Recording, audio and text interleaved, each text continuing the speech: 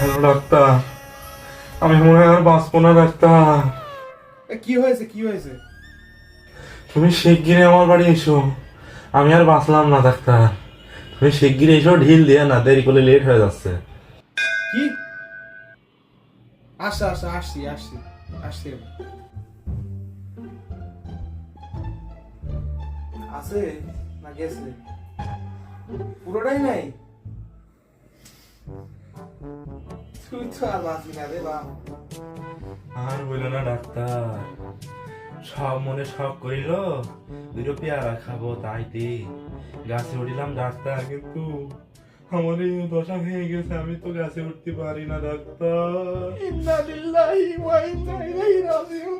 তুই আর বাঁচবি না রে। তুমি আমার বাঁচাও। ওষুধ দিচ্ছি, দাঁড়া ওষুধ দিচ্ছি। তুমি শিগগিরই কিছু একটা করো ডাক্তার, দেরি করে লেট হয়ে যাচ্ছে।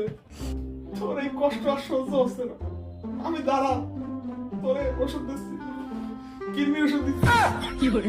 ও ডাক্তার, উঠিলাম গাছে, উঠে যে ভেঙে গিয়েছে পা, কিরমির ওষুধ দিচ্ছ কি জন্য আমার?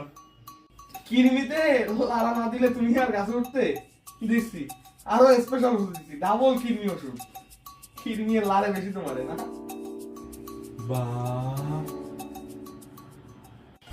শোন ভাই, কিডনির ওষুধ ঠিক মতো খাবি। সকালে একটা, রাতে একটা, দুপুরে দুটা খাবি। লাড়ে বেশি তোকে। তোমার ডাক্তার বানিয়েছে কিনা? সাদা অটো বাস ডাক্তার বলছে